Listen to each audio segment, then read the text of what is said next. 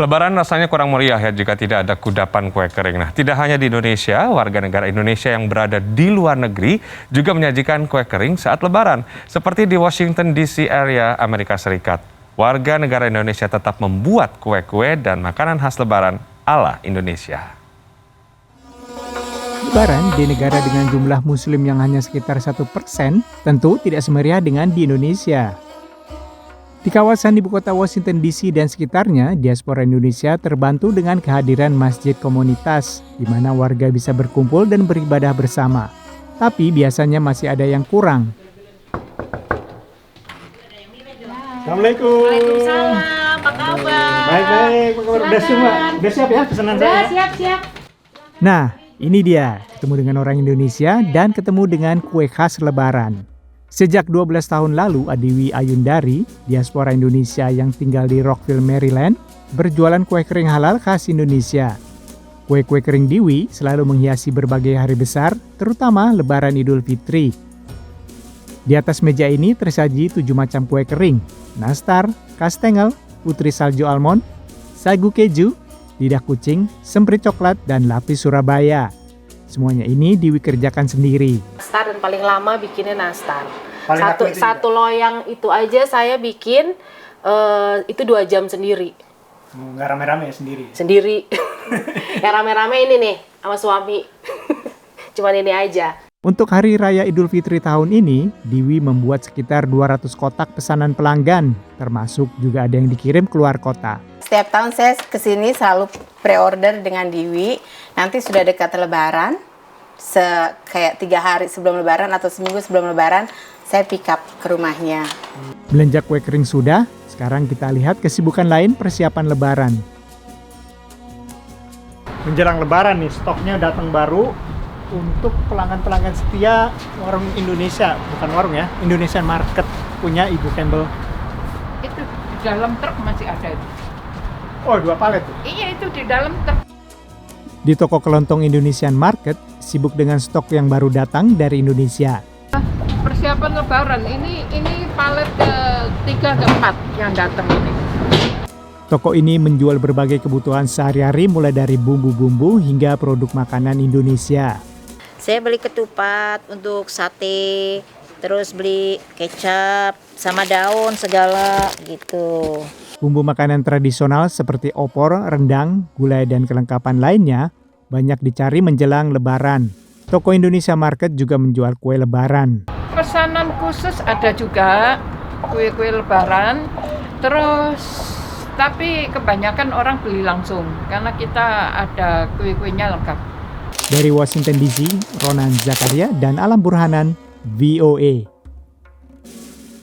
Ya, kue kering memang selalu menjadi kudapan saat Lebaran. Tapi tahukah Anda, kue-kue kering ini ternyata memiliki kandungan gula dan lemak yang terbilang tinggi. Lantas bagaimana caranya kita tidak berlebihan memakan kue kering saat Lebaran? Berikut liputannya.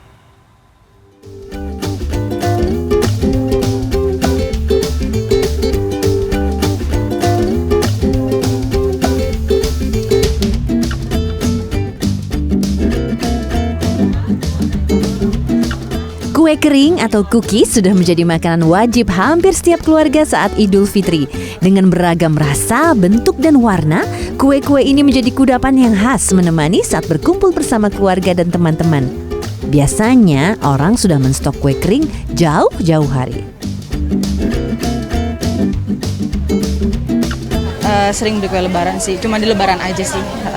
Beli kue apa aja nih Ibu? Beli lidah kucing sama kacang sih. Beli nastar, kastengel. Itu beli nastar, kastengel emang gak doyan sih, karena terlalu gurih.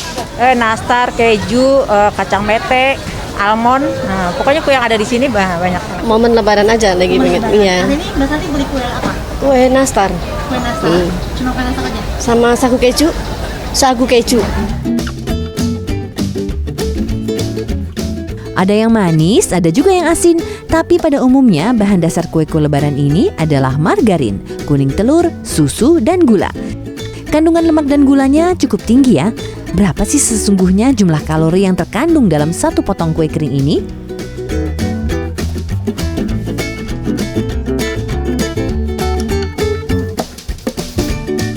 Berdasarkan data fatsecret.co.id, sebuah situs yang menghitung kandungan nutrisi makanan, satu kue nastar mengandung 75 kalori.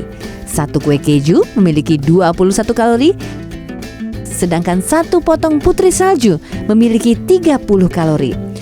Ternyata di balik rasa yang nikmat, kue-kue lebaran ini cukup tinggi kalori ya. Jika dikonsumsi secara berlebihan, kandungan lemak dan gula yang tinggi ini dapat berdampak buruk untuk kesehatan. Ahli gizi Rita Ramayulis menganjurkan untuk mengkonsumsi 5-10 butir kue kering saja per hari pada momen lebaran ini. Dan penderita diabetes tidak disarankan mengkonsumsi cookies yang berbahan dasar gula.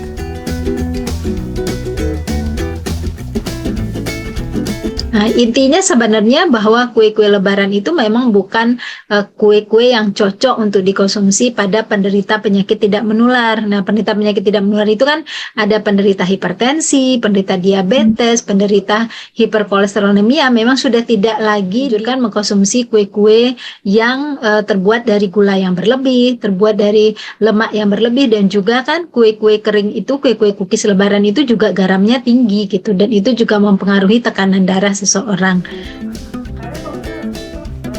Agar lebih rendah kolesterol, kita bisa mengganti margarin dengan minyak kelapa. Bagi penderita hipertensi, disarankan mengkonsumsi kue yang mengandung garam kalium dan memakai strategi konsumsi ala mencicipi, yakni hanya mengonsumsi 1 atau 2 buah kering kue lebaran per harinya. Mentari De Tanzil, Ari Prabowo, Jakarta.